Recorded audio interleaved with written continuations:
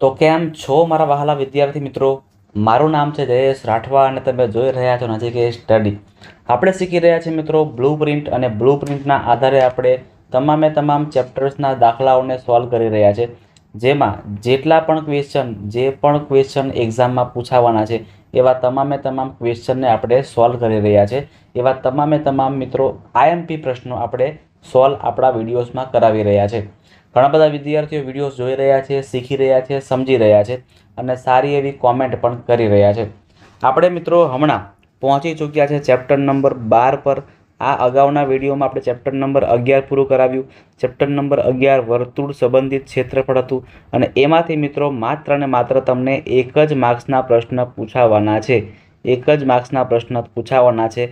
એટલા માટે આપણે માત્ર ને માત્ર એક જ માર્ક્સના પ્રશ્ન કેવા પ્રકારના હતા એની ચર્ચા કરી હતી. હવે આપણે પહોંચી ચૂક્યા છે ચેપ્ટર નંબર 12 પર, અને ચેપ્ટર નંબર 12 છે મિત્રો પૃષ્ઠફળ અને ઘનફળ. પૃષ્ઠફળ અને ઘનફળ તમને મિત્રો આ ચેપ્ટરમાંથી કુલ 6 માર્ક્સનું એક્ઝામની પેપરની અંદર પૂછાવાનું છે. હા, યાદ રાખજો, તમને આ ચેપ્ટરમાંથી મિત્રો 6 માર્ક્સનું પૂછાવાનું છે. 6 માર્ક્સ કુલ હશે, જેમાં તમને 1 માર્ક્સના 2 પ્રશ્ન પૂછાવાના છે. 1 માર્ક્સના 2 પ્રશ્ન અને 2 માર્ક્સના પણ 2 પ્રશ્ન પૂછાશે. બરાબર છે. એટલે આપણે આ વિડીયોની અંદર 1 માર્ક્સમાં પૂછાનારા પ્રશ્નોની ચર્ચા કરવાની છે કે ભાઈ 1 માર્ક્સમાં કેવા પ્રકારના પ્રશ્નો આવી શકે છે આ ચેપ્ટરમાંથી, એ આપણે કરીશું. મિત્રો જનરલી હું તમને કહું ને તો આ ચેપ્ટરમાંથી 1 માર્ક્સના જે 2 પ્રશ્ન પૂછાય છે ને એ તમને જોડકા સ્વરૂપે પૂછી શકે છે. જોડકા સ્વરૂપે તમને ખાસમ ખાસ પૂછી શકે છે, અથવા તો ખાલી જગ્યા અથવા તો એક વાક્યના જવાબ સ્વરૂપે તમને પ્રશ્ન પૂછાય. એટલે જોડકા સ્વરૂપે પૂછાય છે એના માટે તમારે ખાસ મિત્રો તમામ સૂત્ર મોડે કરવા પડે, કેમ કે જોડકામાં તમને હંમેશા સૂત્ર જ પૂછશે. એટલે સૂત્ર તમારે બધા મોડે કરવાના છે અને તમને હું અત્યારે આ વિડીયોમાં બધા જ સૂત્ર તમને મોઢે કરાવી દઉં છું. ચાલો શરૂઆત કરીએ છીએ આપણે. સૌથી પહેલાં મિત્રો આપણે સમઘન વારા પરથી આપણે અલગ અલગ આકાર લેવાના છે અને અલગ અલગ આકાર લઈને હું તમને સમજાવીશ કે એનું ઘનફળ શું આવે, એનું પૃષ્ઠફળ શું આવે અને એનું પાર્શ્વ પૃષ્ઠ શું આવે, એટલે કે વક્ર સપાટી કેટલી આવે, આ તમને સમજાવીશ. ચાલો સૌથી પહેલાં આપણે દોરીએ છીએ સમઘન આકાર. તો સમઘન આકાર કેવો દેખાય? તો કે જો તમે અહીંયા દોરું છું મેં, આ જે આકાર છે ને મિત્રો, આ જે આકાર અત્યારે દોરી રહ્યો છું, આ આકારને સમઘન આકાર કહેવામાં આવે છે. યાદ રાખજો, આને શું કહેવાશે મિત્રો? આને સમઘન કહેવામાં આવે. તો જ્યારે આવું સમઘન હોય ને, સમઘન, તો સમઘનને કુલ કેટલી બાજુઓ હોય? 6 બાજુઓ હોય. તો સમઘનનું જ્યારે કુલ પૃષ્ઠફળ કરવું હોય કુલ, તો બધી બાજુઓ લેવી પડે. એટલે કે બધી બાજુઓ મતલબ કે 6 બાજુઓ, અને બધી બાજુનું પોતાનું એક અલગ પ્રકારનું ક્ષેત્રફળ, એટલે કે આનું ક્ષેત્રફળ મતલબ કે 6 બાજુનું ક્ષેત્રફળ, એટલે કે 6a².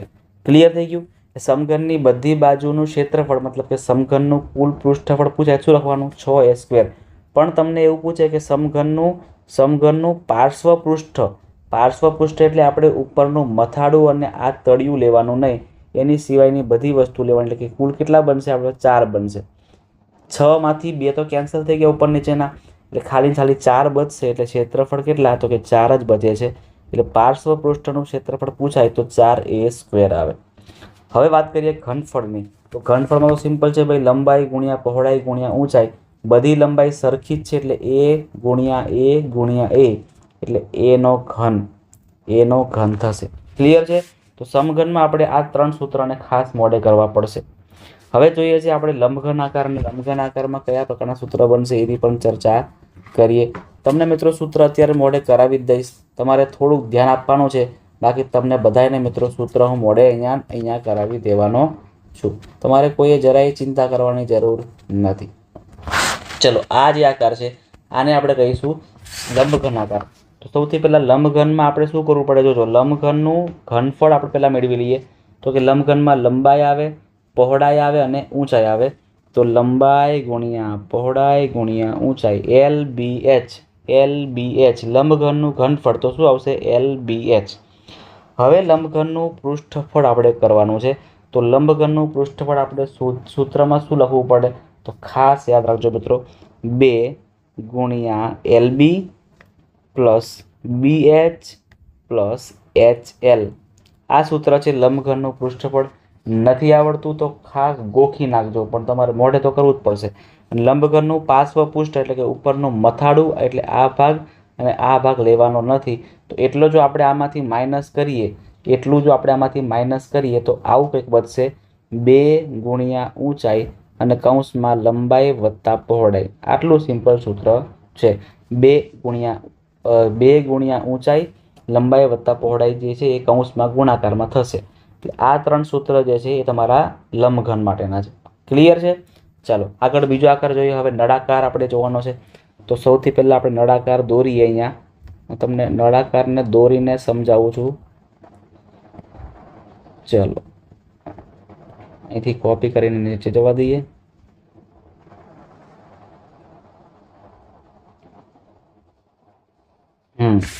જોજો આ નળાકારમાં આવી રીતે મિત્રો 2 તમને વર્તુળ જોવા મળે. આ 2 વર્તુળ છે, બરાબર ને?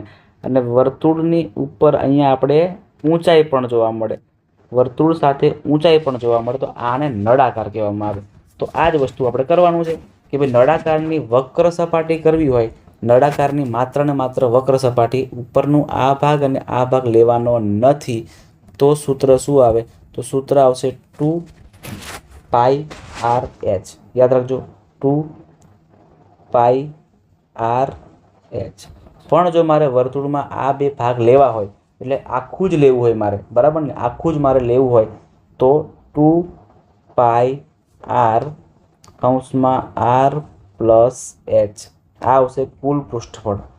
માત્ર વક્ર સપાટી તો 2πr(h). પણ કુલ પૂછે એટલે બધી વસ્તુ પૂછે તો 2πr અને કૌંસમાં r+h આવશે. નળાકારનું ઘનફળ સૂત્ર બહુ સિમ્પલ છે, πr²h. πr²h. r એટલે ત્રિજ્યા કહેવાય ને h એટલે ઊંચાઈ કહેવાય. એ તમને ખબર જ હશે. આ 3 સૂત્ર જે રહ્યા એ તમારા નળાકાર માટેના છે. ક્લિયર છે? ચાલો આગળ વધીએ. હવે શંકુની વાત કરવાની છે આપણે. તો શંકુ માટે પણ સૌથી પહેલાં આપણે રાઉન્ડ અહીંયા દોરી દઈએ. આ રાઉન્ડ છે, બરાબર ને? અને અહીંયા આપણે હવે શંકુ બનાવીએ. અહીંયા એક લાઈન કરી દઈએ અને અહીંયા એક લાઈન કરી દઈએ. તો આ જે આકાર બની ગયો છે આને આપણે શંકુ આકાર કહીએ છીએ.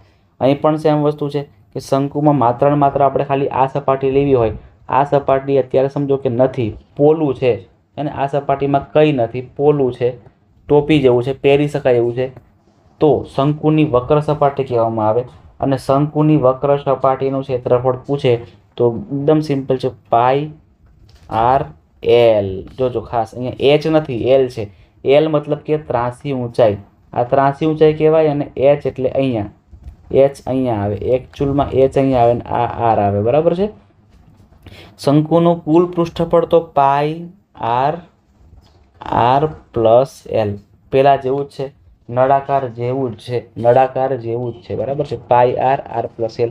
અને શંકુનું ઘનફળ પૂછે તો 1/3 πr²h. નળાકાર જેવું જ છે, ખાલી અહીંયા 1/3 નહોતું એ આપણે અહીંયા 1/3 મૂક્યું, બરાબર? બાકી તો સેમ ટુ સેમ નળાકાર જેવું તમારે આમાં કરવાનું છે. ચલો આ વાત થઈ ગઈ શંકુની. હવે વાત કરીએ આપણે ગોલકની. ગોલક તમને ખ્યાલ છે આવી રીતે, ભાઈ આ ગોલક છે, બરાબર ને? સર્કલ દેખાય તમને પણ આ ગોલક છે. આ ગોલક છે ને એવું સમજી લેજો, બરાબર ને? આપણે આ થોડુંક આવું સેટ કરી દઈએ છે. ચલો બસ બરાબર છે ને? હવે ઓકે, ગોલક જેવું દેખાતું હશે તમને હવે. તો આ જે મિત્રો ગોલક છે, ગોલકની વક્ર સપાટીનું ક્ષેત્રફળ પૂછે તો એકદમ સિમ્પલ સૂત્ર છે ભાઈ, πr² એ વર્તુળ માટે, પણ ગોલક માટે આવે 4πr². અને ગોલકનું ઘનફળ પૂછે તો 4/3 πr². મોડે કરી દેજો. વાત કરીએ હવે અર્ધગોલકની વક્ર સપાટી. તો તમને બતાવું અર્ધગોલક કયા પ્રકારનું આવશે. તો આવી રીતે ગોળ છે અને એની ઉપર પાછું એક બીજું સર્કલ આવી રીતે આપણને આપેલું છે. અર્ધગોલક છે આ. તો અર્ધગોલકની વક્ર સપાટી એટલે ખાલી આ ભાગ જ લેવાનો છે.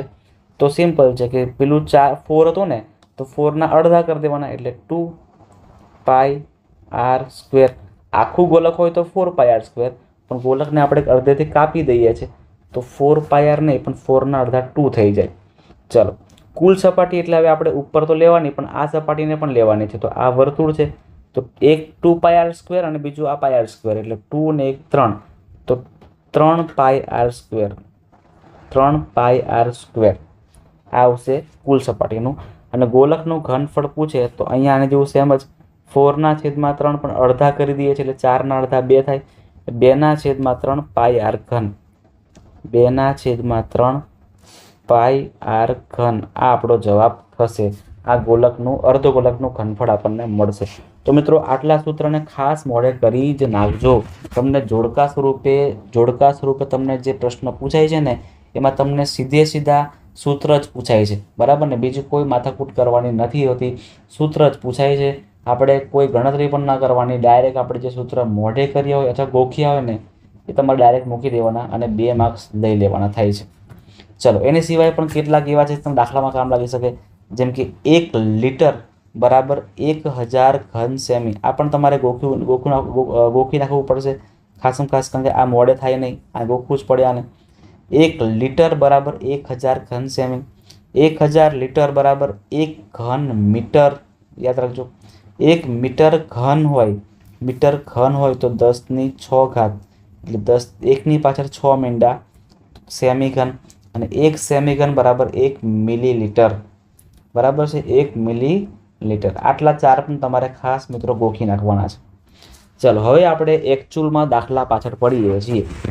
જોજો હવે ખાસ, 10 રૂપિયાના સિક્કાની કુલ સપાટીનું પૃષ્ઠફળ શોધો. તો સિક્કાની સપાટી મતલબ ગોળ નથી મિત્રો, સિક્કો ગોળ નહીં આવે, સિક્કો ગોળ આકારમાં આવશે નહીં. સિક્કો તમને ખબર છે કે આવી રીતે સિક્કામાં અહીંયા ઉપર છે અને એવું ને એવું આપણે સેમ કરીએ છીએ, અહીંયા નીચે બનાવીએ છીએ, બરાબર છે? અહીંયા મૂકીએ અને અહીંયા એની કેટલીક ઊંચાઈ પણ આવે. તો આવી રીતે મિત્રો સિક્કો જોવા મળે. તો આ કયો આકાર છે? તો આ નળાકાર છે, નળાકાર આકાર છે. તો નળાકારનું પૃષ્ઠફળ શોધવાનું સૂત્ર તમને ખબર જ હશે. નળાકારનું કુલ પૃષ્ઠફળ શોધવું છે સાહેબ, તો કુલ પૃષ્ઠફળ એટલે 2 પાઈ આર પ્લસ એચ. આ સૂત્ર મૂકવું પડે. ખાલી એવું પૂછે ને વક્ર સપાટી, તો તમારે માત્ર ને માત્ર 2 પાઈ આર એચ આવતું, પણ અહીંયા કુલ સપાટી છે એટલે 2 પાઈ આર પ્લસ એચ આ આપણો જવાબ થશે. આગળ જોઈએ છે, એક લંબઘનના મથાળાનું ક્ષેત્રફળ 350 છે. આ પણ એકદમ લોજિકલ ક્વેશ્ચન, ગણવાની પણ કંઈ જરૂર ના પડે, લોજિકલ જ પ્રશ્ન છે. જો તમને સમજાવું કરીને, આ નળાકાર છે, આ એક પ્રકારનું લંબઘન છે, લંબઘન આકાર છે. તો લંબઘનમાં મિત્રો આ મથાળું કહેવામાં આવે, બરાબર, અને આને આ પાયો કહેવામાં આવે. તો જે મથાળું છે ને એવું ને એવું જ પાયો હોય ને ભાઈ. તમારી ઈંટમાં ઉપરની સપાટી એવી ને એવી સેમ ટુ સેમ સપાટી નીચેની હોવાની. તો મથાળાનું ક્ષેત્રફળ 350 ચોરસ સેમી છે, તો આ પણ કેટલું હશે? 350 ચોરસ સેમી. બંને કેવા હશે મિત્રો? બંને સરખા હશે. એટલે આપણો આન્સર શું આવશે? 350 સેમી. 350 સેન્ટીમીટરનો સ્ક્વેર. આગળ જોઈએ છે, આર બરાબર 2.5, એચ બરાબર 10 સેમી નળાકારનું ઘનફળ શોધવાનું છે. નળાકારનું ઘનફળ સૂત્ર શું આવશે? પાઈ આર સ્ક્વેર એચ. આપણે દાખલા 1 માર્ક્સના પૂછાતા હોય ને તો તમારે પાઈની કિંમત નહીં મૂકવાની, ડાયરેક્ટ તમારે જવા દેવાનું. તમારો કોઈ પણ 1 પણ માર્ક્સ કાપી નહીં શકે. પાઈની કિંમત તમારે પાઈ જેવી જ રાખવાની, ઉડાવવાનો ટ્રાય કરવાનો નથી. ઉડે તો ઉડાવવાનું, પણ નહીં ઉડે તો પછી નહીં ઉડાવવાનું. તો પાઈની કિંમત પાઈ જ રાખવાની છે. આરની કિંમત 2.5 છે એટલે 2.5 મતલબ 25/10 ગુણ્યા ફરી 25/10. એચની કિંમત છે ભાઈ 10. અહીંયા 10 કેન્સલ થશે. 25 ગુણ્યા 25 કરો એટલે 625. 625/10 ગુણ્યા પાઈ. 625 છે ને પોઈન્ટ કાપો એટલે 62.5 પાઈ આપણો અહીંયા જવાબ થશે. 62.5 આપણો અહીંયા જવાબ થાય છે, બરાબર છે? ચાલો આગળ વધીએ છીએ. ઊંચાઈ 3.5 અને 6 સેમી પાયાવાળા ત્રિજ્યાના શંકુનું ઘનફળ. શંકુનું ઘનફળ 1/3 પાઈ આર સ્ક્વેર એચ. બધી જ કિંમતો આપેલી છે તો લખી દેવાના. 1/3 નું 1/3. પાઈની કિંમત લખીએ છીએ આ વખતે આપણે. કેમ ખબર છે? કેમ કે અહીંયા 3.5 છે એટલે ઇઝીલી ઉડી શકે એવું છે. ઇઝીલી ઉડતું હોય તો ઉડાવવાનું. 3.5ને આપણે 35/10 કહી દઈએ. 35/10 કહી દઈએ અને અહીંયા ઊંચાઈ છે આપણી 6. બરાબર છે. ચાલો, પાયાવાળા ત્રિજ્યા એટલે 6 આપેલું છે. હવે જેટલું પણ કંઈ કટ થાય છે કટ કરો.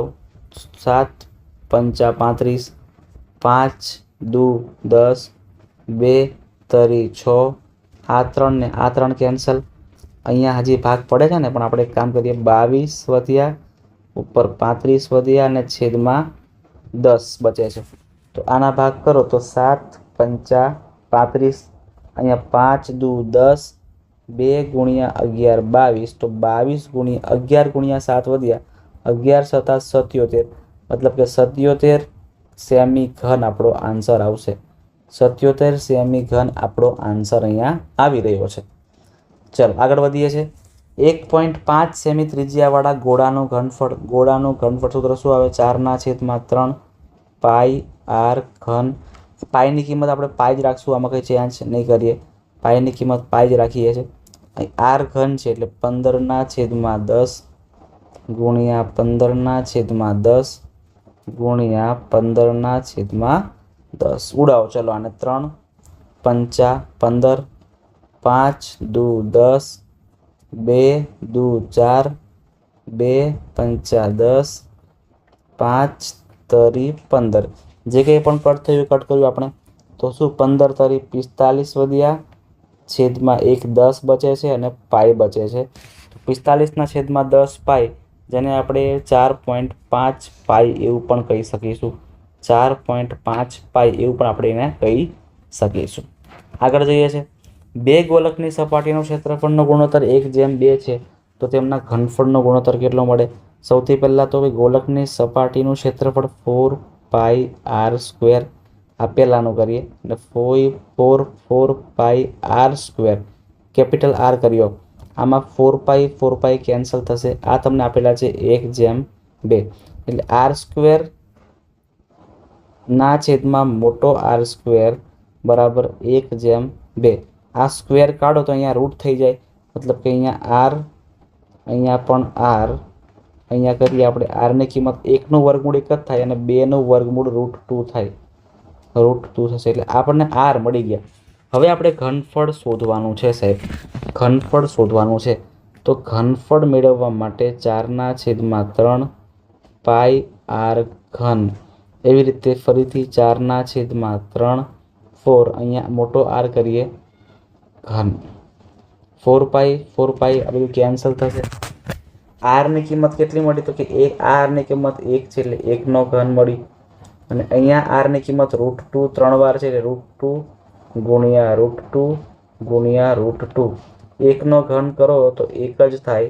√2 ગુણ્યા √2 એટલે 2, અને આ √2 બચી ગયા છે એટલે કે 1/2 √2, એટલે 1/2 √2 આપણો જવાબ થાય છે. અને દાખલો મિત્રો ઇમ્પોર્ટન્ટ છે, ખાસ એકવાર પ્રેક્ટિસ કરી લેજો. આગળ, ઊંચાઈ 7 સેમી અને 12 સેમી પાયાની ત્રિજ્યાવાળા શંકુનું ઘનફળ. શંકુનું ઘનફળ 1/3 પાઈ r² h. ચલો જોજો, 1/3 પાઈની કિંમત મૂકી દઈએ છે 22/7. આરની કિંમત તમને આપેલી છે 12, તો 12 ગુણ્યા 12 અને h આપેલી છે આપણને 7, તો અહીંયા 7. જે કંઈ પણ કટ થાય છે કટ કરવાનું, 7 કેન્સલ, 3 ચોક 12, તો શું બચે છે? 22 ગુણ્યા 12, 12 ગુણ્યા 4, 12 ચોક 48 લઈ લઈએ. 48 ગુણ્યા 22 કરવાના આવે એટલે એ જવાબ આપણો. 48 ગુણ્યા 22, 8 દુ 16, 4 દુ 8 ને 9, 8 દુ 16, 4 દુ 8 ને 9, 6, અહીંયા 9 ને 6 15, અને 1056 આપણો જવાબ થશે.